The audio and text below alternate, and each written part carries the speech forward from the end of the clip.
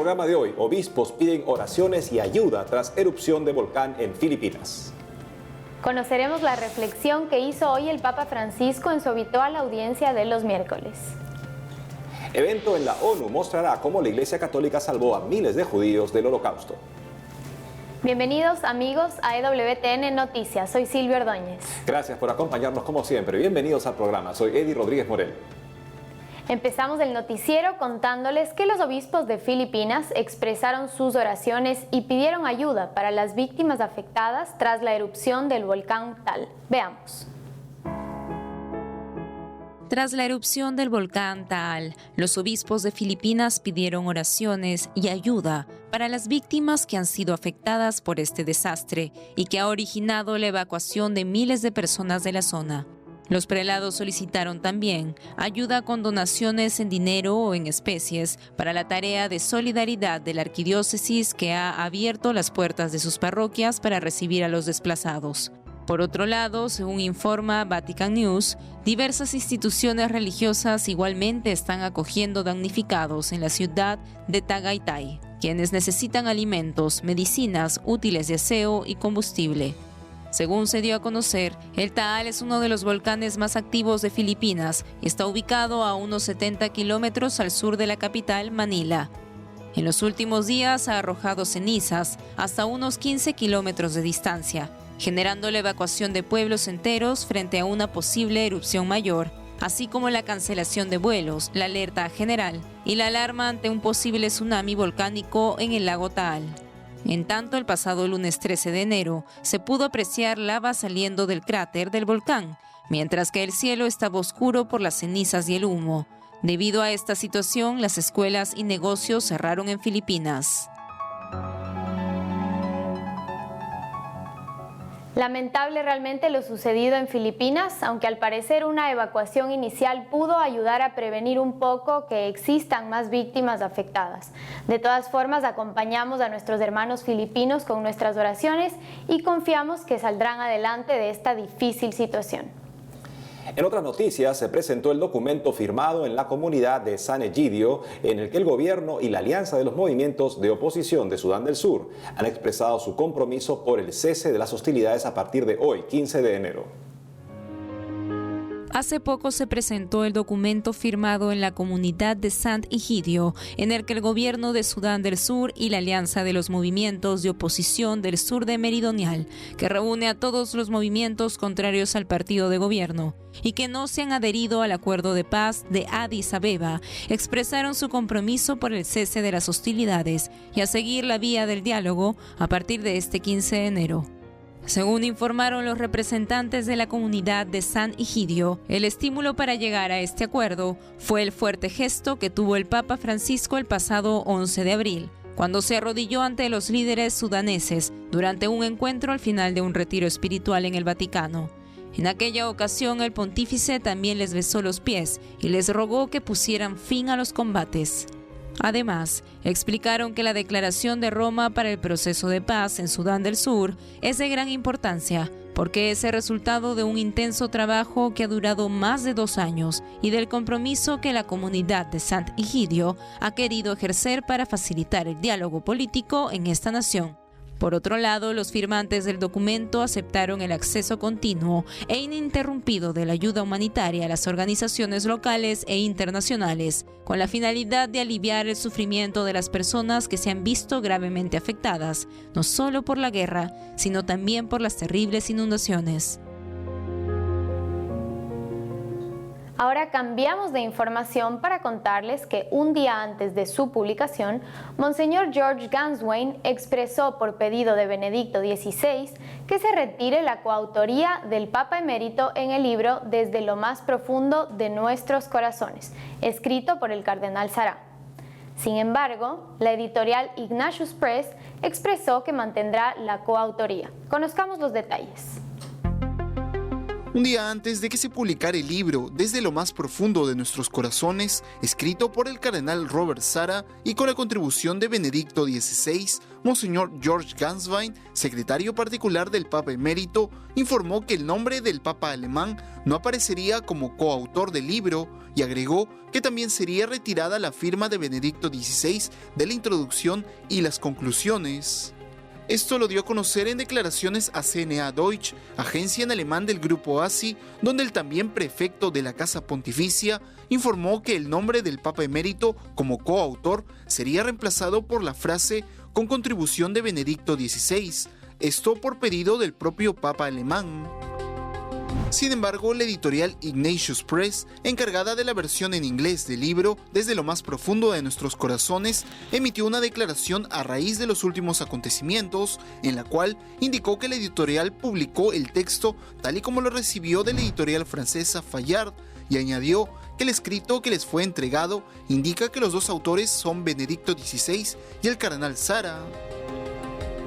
Ese texto también señala que Benedicto XVI fue coautor de una introducción y una conclusión con el cardenal Sarah, así como su propio capítulo sobre el sacerdocio, en el que describe cómo sus intercambios con el purpurado le dieron la fuerza para completar lo que había quedado sin terminar.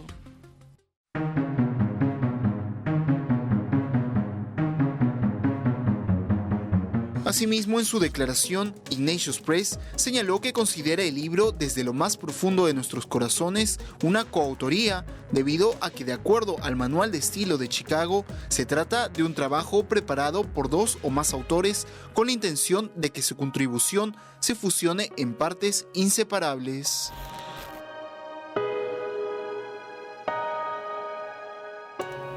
Un tema que sigue lamentablemente generando mucha polémica en la Iglesia, pero quiero volver un poco al comentario que hice el día de ayer acerca de la responsabilidad que tenemos nosotros sobre lo que comentamos, sobre lo que opinamos de ciertos temas. Y ayer en la noche justamente escuchaba una entrevista que se hacía un analista en EWTN en inglés. Y bueno, pues comentaban justamente que la polémica va a seguir siempre y cuando la gente siga dando cabida a que se aumente, digamos, la polémica, porque realmente no ha cambiado la perspectiva de la Iglesia sobre el celibato, que es algo importante de destacar, y realmente tampoco ha cambiado significativamente el tema de la coautoría en el libro. En efecto, no ha cambiado el texto, es tal cual, y es por eso que la editorial que publica todas las obras del Papa Emérito, Joseph Ratzinger en inglés, Ignatius Press, ha simplemente sustentado su decisión de continuar con esta publicación como coautoría porque se ajusta al manual de estilo que gobierna las publicaciones en inglés estadounidense, el manual de estilo de Chicago. De modo que los que quieran, digamos, atacar la coautoría tendrán que medirse con el manual de estilo de Chicago, y eso sería finalmente absurdo. No hay que respetar la realidad de los hechos, y la realidad de los hechos es que, en efecto, tenemos una publicación en la que una buena parte de la publicación, divide en capítulos, pertenece al Papa Emérito Benedicto XVI, y esto, bueno, hay que describirlo objetivamente como es y no según algún tipo de voluntad, al margen de los criterios que gobiernan las publicaciones objetivamente. Seguimos con más información y nos vamos hasta Roma, donde se encuentra nuestra corresponsal Mercedes de la Torre Cuellar, quien nos trae lo que dijo el Papa Francisco en su habitual audiencia general. Adelante, Mercedes. Hola a todos, espero que estén muy bien. Me alegra saludarlos desde las cercanías de la Plaza de San Pedro del Vaticano con más información sobre el Papa Francisco, ya que este miércoles se llevó a cabo la tradicional audiencia general. Miles de fieles acudieron con entusiasmo al aula Pablo VI del Vaticano para escuchar la catequesis del Papa y recibir su bendición. En esta ocasión, el Santo Padre concluyó con su serie de reflexiones sobre el libro de los Hechos de los Apóstoles y se detuvo en la llegada de San Pablo a Roma, por lo que el Papa animó a invocar al Espíritu Santo para ser evangelizadores valientes. Veamos lo que dijo. Saludo cordialmente a los peregrinos de lengua española, venidos de España y Latinoamérica.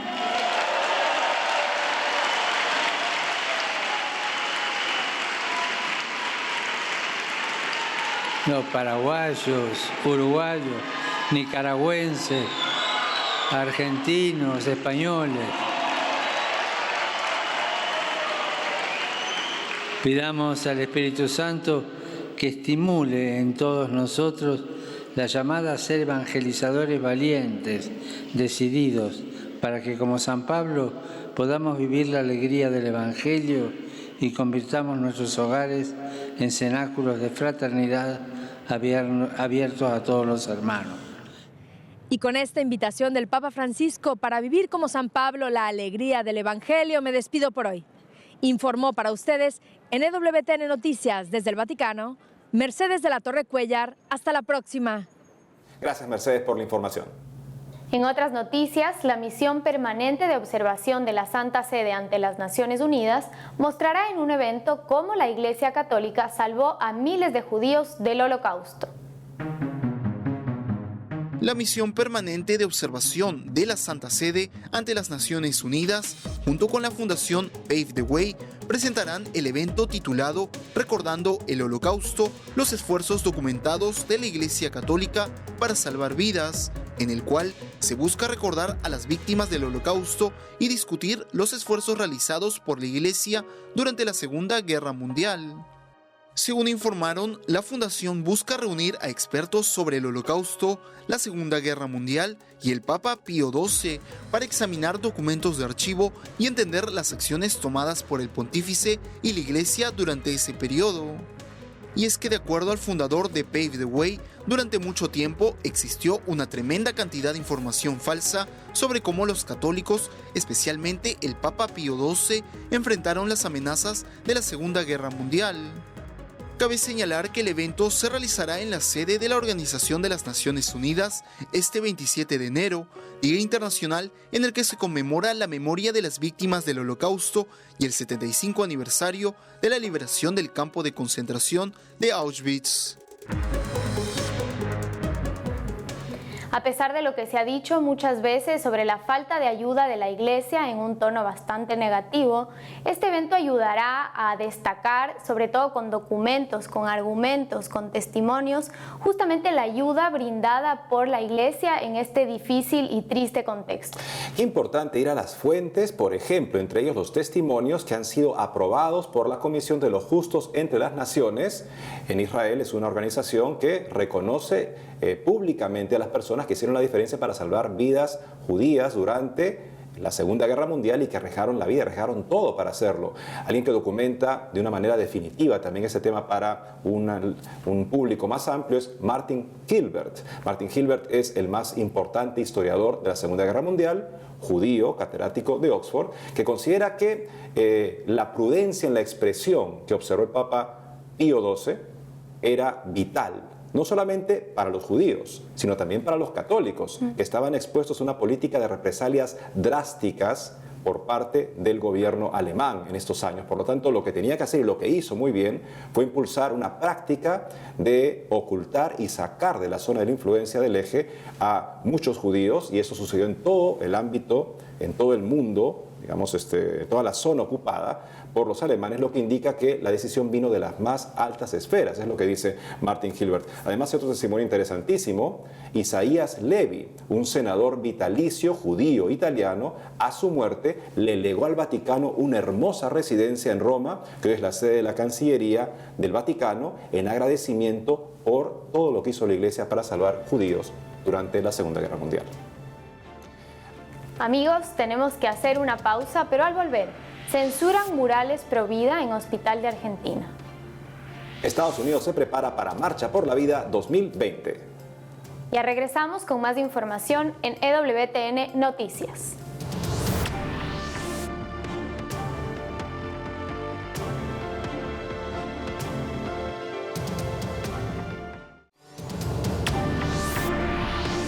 Estamos de regreso en EWTN Noticias y les contamos que las autoridades de Australia decidieron trasladar al cardenal George Pell a una cárcel de máxima seguridad. Veamos.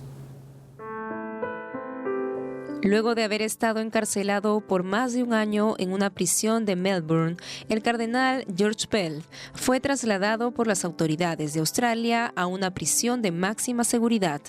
Según medios locales, el cardenal fue reubicado luego que un dron sobrevolara la prisión, en un intento de grabarlo trabajando en los jardines de la cárcel. El purpurado, acusado de abuso sexual, estuvo en la prisión de Melbourne Assessment, en aislamiento solitario, desde diciembre de 2018. Ahora se encuentra en la prisión Barwon, una cárcel de máxima seguridad donde están varios capos de la mafia. Cabe señalar que el cardenal Pell sirvió como arzobispo de Melbourne y posteriormente como arzobispo de Sydney. Fue nombrado por el Papa Francisco para presidir la Prefectura de Economía del Vaticano. En el 2013 se abrió una investigación en su contra que concluyó sin cargo alguno. Sin embargo, volvió a reabrirse en 2015 y en 2017 fue acusado de abusar a 2 menores de edad. Por ese motivo dejó Roma para defenderse de estas acusaciones en Australia, pero fue condenado a prisión en 2018 luego de relato de un solo acusador víctima.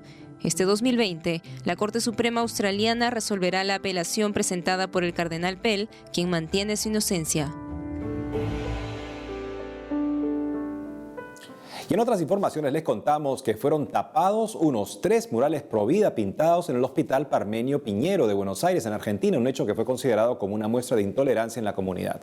Para conversar más sobre este hecho está conectada con nosotros la artista que realizó estas pinturas, Lisette Feider, quien nos hablará al respecto. Lisette, te damos la bienvenida a WTN Noticias. Hola, ¿qué tal? ¿Cómo estás, Eddie? Muchas gracias. Lisette, cuéntanos por favor cómo te enteraste de la censura de tu trabajo y por qué crees que se hizo esto. Bueno, yo me entero de la censura a través de los medios de comunicación y las redes sociales de mi país, porque de hecho ningún directivo se comunicó conmigo para comentarme la decisión que ellos habían tomado, ¿no es cierto? Quiero aclarar de que los bocetos que yo presenté, que son 3 murales que hay en la maternidad que yo hice, uno está en el hall interior y 2 en la fachada, fueron aprobados por una junta médica y que yo los respeté exactamente igual cuando los plasmo en la pared, ¿no es cierto? Y que esto llevó varias semanas de ejecución y ellos fueron viendo el avance de la obra, y cuando la finalizo, la página web de la dirección del Hospital Parmenio Piñeiro sube las fotos agradeciendo mi trabajo y felicitándome, o sea, dan su visto de conformidad. Pero a los pocos días, primero censuraron al mural que es el homenaje al niño por nacer, después censuraron a una madre embarazada que pinté rodeada de flores, y finalmente censuraron el mural que es una escena maternal de una mamá con un niño en brazos rodeada de flores. Increíble. Hasta el momento, ¿qué respuestas han dado las autoridades? ¿Te han planteado alguna solución frente a lo sucedido? Lo que primero, el mural más conflictivo fue el homenaje al niño por nacer. Lo que el director quería lograr era que ese niño, en vez de parecer que estuviera en gestación, era un útero simbólico porque era una burbuja alrededor con flores, que pareciera un niño que ya hubiera nacido. Entonces me pidieron a ver qué podíamos hacer. Yo entendía las presiones del director y lo que accedí fue a sacarle el cordón umbilical y pintarle más vegetación, ¿no es cierto? Pero después los pedidos no tenían límites, porque me decían pintale el ojo abierto, pintale pelo, pintale una sabanita alrededor. O sea, ya era directamente una autocensura a una obra que ellos previamente habían aprobado, motivo por el cual yo dije que no iba a hacer más modificaciones. Fui flexible hasta un punto razonable, comprendiendo un contexto muy violento, pero yo no me iba a autocensurar. Lisette, ¿y qué acciones piensas tomar ante esta censura? Después de lo ocurrido, ¿continuarás pintando imágenes pro vida? Sí, por supuesto, más que nunca. Más que nunca. De hecho, cuando pasan este tipo de vandalismos, esas imágenes, ya sea contra imágenes católicas, yo suelo pintar a la Virgen, dono esas imágenes a las iglesias, y ahora me encuentro con los murales que yo creo, ¿no?, que pintar la vida va de suyo, ¿no es cierto? Porque el mural no tenía ningún panfletismo político, ningún pañuelo de ningún color, sino que sencillamente estaba pintando la vida. Y me parece que más que nunca tengo que seguir pintando murales y dando testimonio de esto. Lisette Feider, muchas gracias por habernos acompañado en WTN Noticias. Bueno, gracias a ustedes. Gracias, Lisette. Por otro lado, les contamos que en Estados Unidos, Washington, D.C., ya se están preparando para la próxima Marcha por la Vida 2020. Conozcamos más de este evento. El próximo 24 de enero, miles de personas se congregarán en Washington, D.C., Estados Unidos, para la Marcha por la Vida 2020 en este país. Según se dio a conocer, en esta edición la caminata anual conmemorará 100 años de la ratificación de la 19ª enmienda, la cual permitió el voto femenino en Estados Unidos, promoviendo un mensaje pro vida de empoderamiento de la mujer, al apuntar a la falsa ecuación del aborto como independencia. En este evento masivo, se espera contar con personas de distintas edades que alcen su voz para celebrar la vida. Entre las principales actividades, se brindará conferencias donde los jóvenes podrán reunirse y escuchar a líderes de movimientos pro vida, así como también charlas de organizaciones y ministerios de esta nación para dar a conocer sus iniciativas. Cabe destacar que la marcha en Washington, D.C. es uno de los mayores eventos políticos anuales en los Estados Unidos.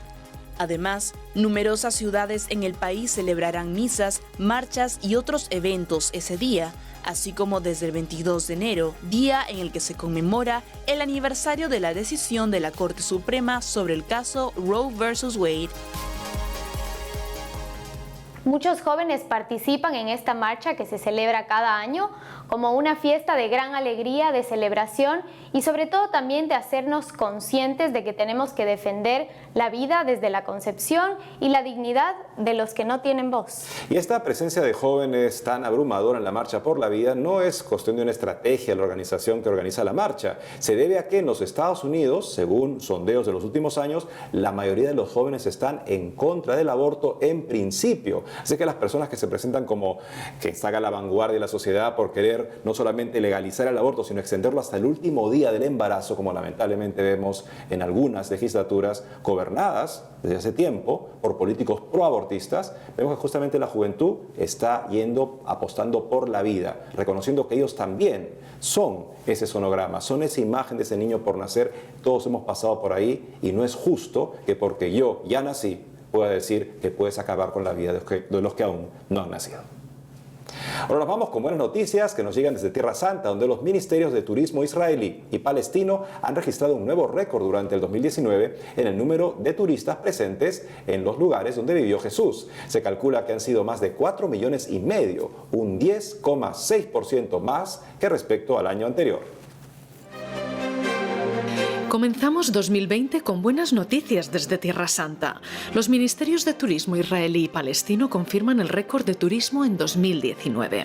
Las cifras son elocuentes: 4.551.600 turistas, un 10,6% más respecto a 2018.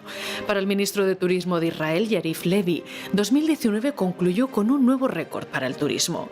Récord de todos los tiempos, con la llegada de turistas también en el mes de diciembre de 2019. 358.300, un 10% más respecto a diciembre de 2018. Este es el tercer año consecutivo en el que se baten récords de llegada. Jerusalén y Tel Aviv son las ciudades más visitadas. El Ministerio de Turismo de Israel no especifica el número de peregrinos, pero es visible el crecimiento de visitantes en los santuarios. También la ministra de Turismo palestina, Rula Maya, señala el récord de peregrinos. A causa del elevado número de grupos, la Basílica de la Natividad en Belén ha ampliado 3 horas el horario de apertura, hasta las 8 de la tarde. Es la primera vez que nos vemos aquí. Es la primera vez que vengo aquí con tantas personas, pero Dios nos da la gracia de visitar los santos lugares, donde podemos experimentar lo sagrado.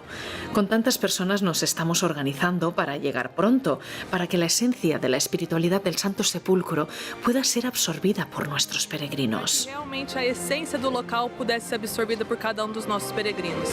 En palabras de Fray Francesco Patón, custodio de Tierra Santa, las esperanzas y oraciones para este nuevo año. Noi certamente ce lo auspichiamo, che il numero di pellegrini ci sia, continui a crescere. Deseamos que el número de peregrinos continúe creciendo y me atrevería a decir incluso que los mismos peregrinos son un factor de disuasión de eventuales formas más explícitas de conflicto.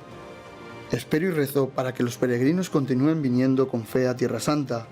Continúen viniendo aquí un poco como los Reyes Magos, guiados por la estrella, es decir, por la búsqueda personal, pero también guiados por la palabra de Dios, por la Escritura, para poder encontrarse con Jesús. Personale, ma guidati anche dalla parola di Dio, dalla scrittura, per poter incontrare Gesù.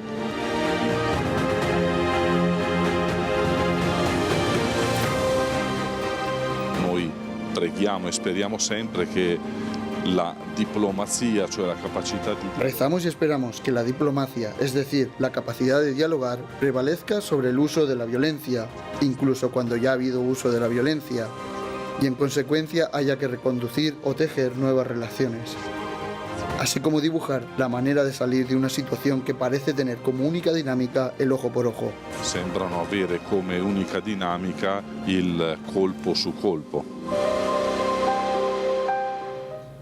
Esto motiva a uno, si aún no lo ha hecho, a hacer una peregrinación a Tierra Santa, sabiendo que su visita no solamente será enriquecedora para él espiritualmente, sino que también será un voto a favor de la paz, dado que el hecho de que hayan tantos turistas y peregrinos hace que las personas que pudieran pensar en un atentado lo piensen dos veces, justamente para no afectar la fuente de sustento de muchas personas en esa parte del mundo bendecida por la presencia del Señor Jesucristo.